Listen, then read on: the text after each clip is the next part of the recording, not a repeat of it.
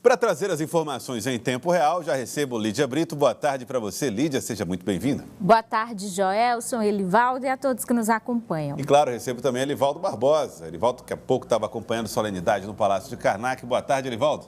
Olá, Joelson. Mais uma vez, boa tarde. Lídia, você que segue a nossa companhia. O Instituto Brasileiro de Geografia e Estatística, o IBGE, está realizando o Censo do Brasil, Censo 2022. Um levantamento populacional que ficou bastante prejudicado aí no período da pandemia. E por conta da demora e do atraso, cidades, municípios no Brasil também ficaram prejudicados e no Piauí não é diferente.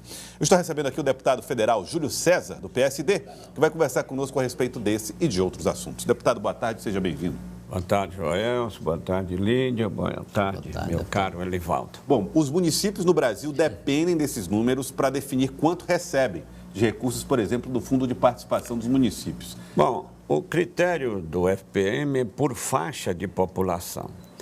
O menor índice, o menor coeficiente é o 0,6. São aqueles municípios que têm até 10.188 habitantes. E aí vai aumentando por faixa. 3.300 a mais, depois 6.600, depois 9.000, 10.000 e vai aumentando. O que aconteceu? O Brasil, historicamente, pela lei, é obrigado a fazer a contagem da população nos anos 5. Por exemplo, o último censo foi em 2010. O governo tinha que fazer em 2015 a contagem da população. Não aconteceu. O censo nos anos 0. Em 2020 era para ter feito o censo e não fizeram. A pandemia o prorrogou, né? Bem, não foi somente a pandemia, também problema de dinheiro, de recursos. Então, ficou para este ano. Quanto custa fazer? 2,3 bilhões de reais é o custo. São 180 mil recenseadores. Vão percorrer os 5.570 municípios. Eles vão andar em 75 milhões de residências e 83 milhões de estabelecimentos, porque vão também os comércios e aquelas outros estabelecimentos. Então, a projeção chega a 215 milhões de habitantes. Projeção feita pelo próprio IBGE? Pelo próprio IBGE. O Brasil tem 215 milhões de habitantes. 215 milhões de habitantes. Agora, eles têm dois questionários, um que vai fazer 26 perguntas e outro 40 e poucos perguntas. Agora, eles vão avaliar também o PIB per capita, que vai ser dividido os novos dados da população feitos pelo IBGE. E com base nesses dados, nós vamos ter aqui no Piauí pelo menos 20 municípios que vão mudar de coeficiente. Vão sair de 0,6 para 0,8.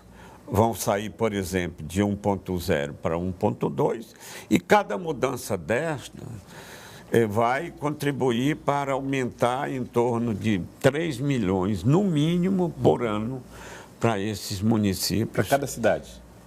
Para cada município que muda de categoria. Que tem uma dependência muito grande do FPM.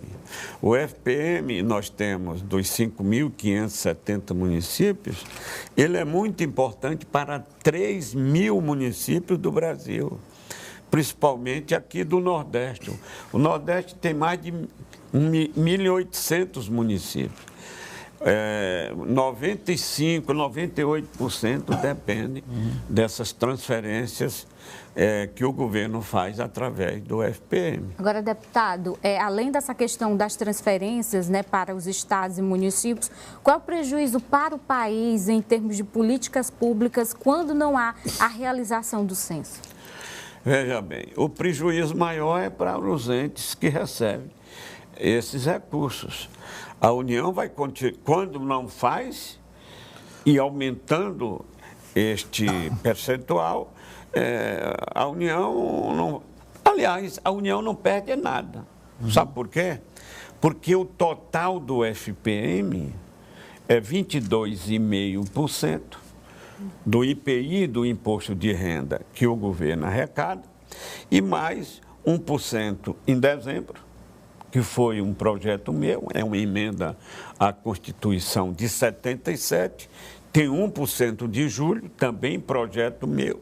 Os prefeitos todos do Brasil sabem que representa mais de 6 bilhões cada 1%, e este ano vai ter 1% em setembro. Por que setembro?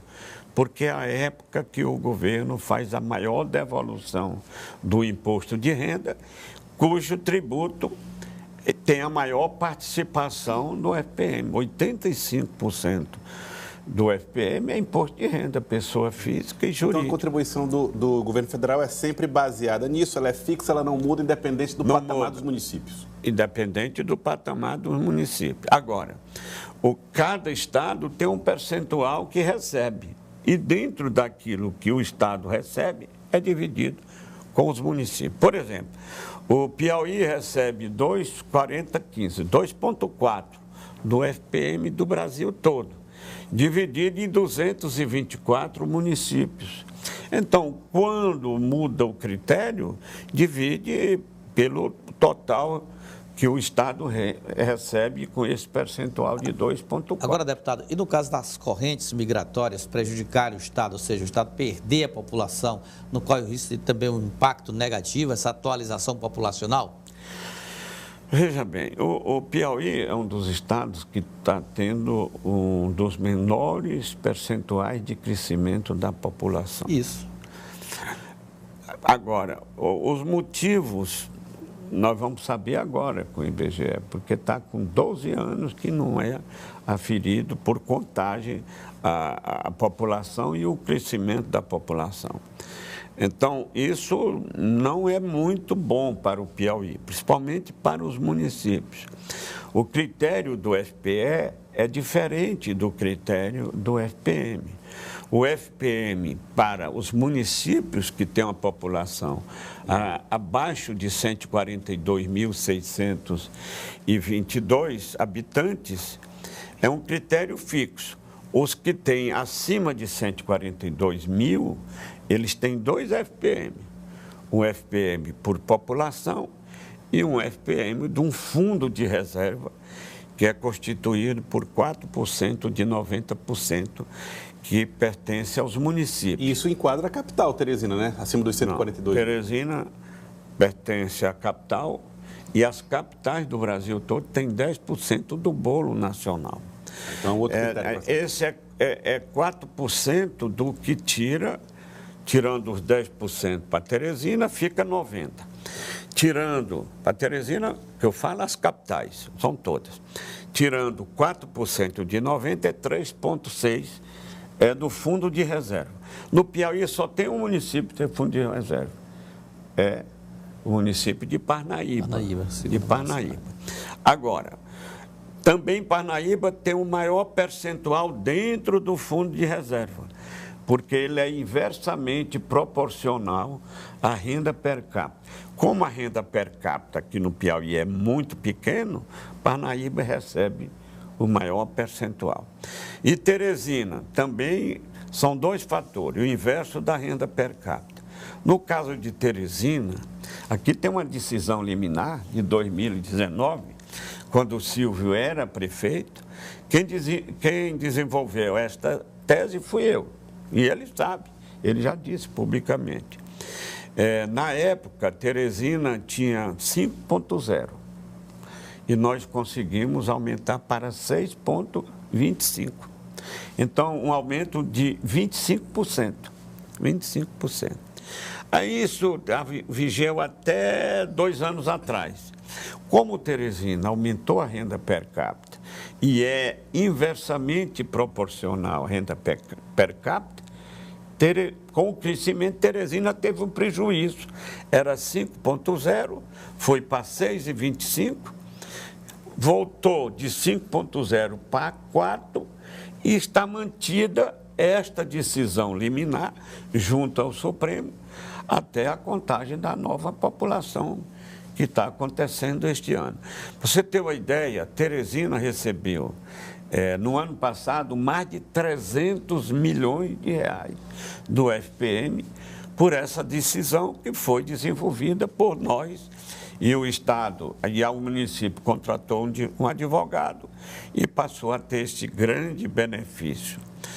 Quero dizer que Teresina, para ter direito que recebe hoje, teria que ter mais de 100 mil habitantes para ter direito o que recebe. E o que recebe é com a liminar junto ao Supremo. Deputada, aproveitar para falar também um pouquinho sobre política com o senhor.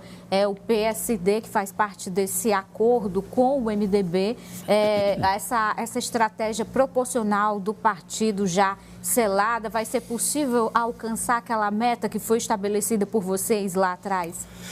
Veja bem, nós, com esse entendimento que nós fizemos e que vieram os candidatos e pré-candidatos do MDB para o PSD e os estaduais do PSD para o MDB, foi uma inovação no Brasil todo, que todo mundo achou inteligente a criação deste critério.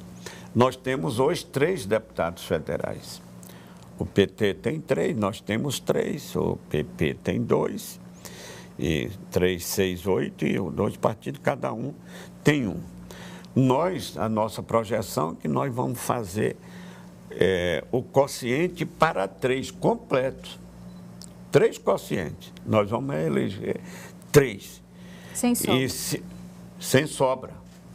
E se brincar dividindo por 4, nós vamos ficar competitivos. Eu não estou dizendo que vamos fazer, mas ficaremos competitivos para eleger o 4º deputado estadual. Por quê? Primeiro, os candidatos do PSD são candidatos com grande margem de abrangência, tem uma grande abrangência no Estado e com perspectiva de ter uma grande votação. Além dos 4, tem 3 federais com mandato e 1 como pré-candidato, que é o Castro Neto. Nós temos outros, nós temos o Marquinho, que foi prefeito lá em Canto do Buriti, está fazendo um extraordinário trabalho, crescendo a cada dia. Nós temos a menina lá dos enfermeiros, a ex-presidente dos enfermeiros, que está fazendo um grande trabalho, e outros mais.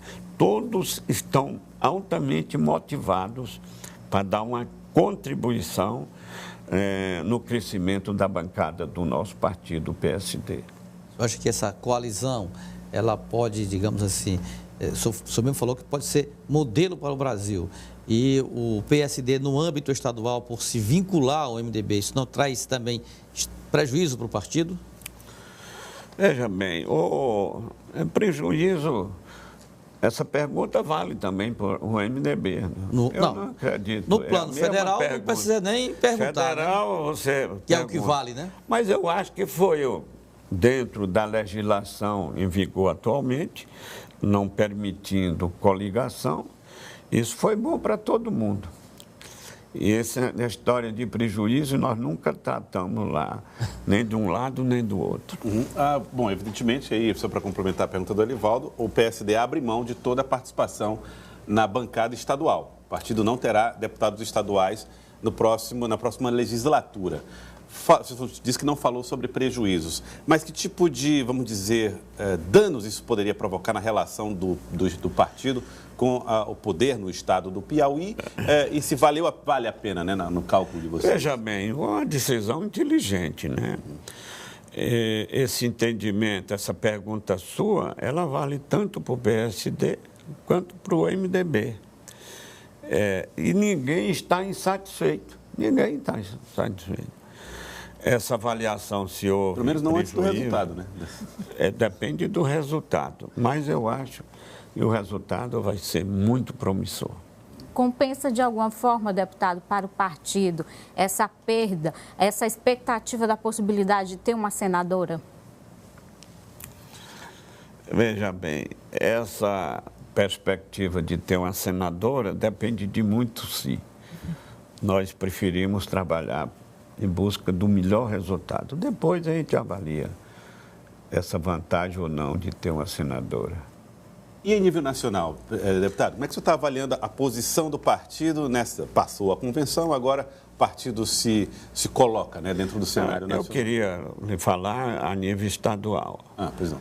A vinda do Lula aqui foi altamente positivo. Quando se faz uma pesquisa que o Rafael tem o apoio do Lula, que o Silvio tem o apoio do Ciro, o Rafael dobra os votos, em termos de percentual. E esta é a campanha que nós estamos fazendo. É utilizar a vinculação que nós temos com uma grande liderança nacional e ir atrás do voto. O Rafael hoje, mesmo sem o apoio do Lula, se não tivesse, é um rapaz altamente competitivo. E para ganhar a eleição, cresce a cada dia. Cresce porque está se tornando conhecido, ganha pela história que ele está tendo como executor, como de gestão de resultado na função pública de secretário de Fazenda, e ganha muito quando bota o apoio do Lula, do Wellington, a estrutura partidária que ele tem, o tanto de deputados, 20 e tantos deputados estaduais, 8 deputados federais. E aí eu não tenho dúvida, o Rafael vai ganhar a eleição agora no primeiro turno. Em relação ao Lula, vocês já viram aí a pesquisa do Lula. A meta do Lula é ganhar também no primeiro turno. O Lula ganha em muitos estados que perdeu na eleição passada e ele tem grande esperança de ganhar, inclusive no primeiro turno. Ele é um homem vitimizado, foi preso injustamente, foi reconhecido pela mais alta corte do nosso país, pelo Supremo, e isso é altamente positivo, porque ele está sendo vitimizado por uma injustiça do passado, corrigido pelo Supremo e levando à consideração do povo brasileiro nessa disputa presidencial. Mas o PSD, aí, reforçando também a pergunta do Joelson, permanece a orientação de liberar o partido nacionalmente ou se houver essa possibilidade de alinhamento já no primeiro turno? O partido liberou. Por quê? Ele tentou ter um candidato próprio. Era o presidente do Senado. Rodrigo Pacheco. Depois, Rodrigo Pacheco. Depois ele se articulou com o ex-governador do Rio Grande do Sul para vir para o partido. Não veio. Então, não teve candidato próprio. E como o partido tem deputados que votam no Bolsonaro e a maioria vota no Lula, preferiu liberar para não ter constrangimento. Mas a projeção do partido, que elegeu 36 deputados na eleição passada, é eleger no mínimo 60 deputados. Pode chegar a 70 deputados federais. Isso é muito importante para o Brasil, é muito importante para o nosso partido. Quero agradecer a presença do senhor, deputado Júlio César. Muito obrigado pela participação no Jornal do Piauí. Muito obrigado a todos vocês, um abraço e até breve. Muito obrigado, deputado.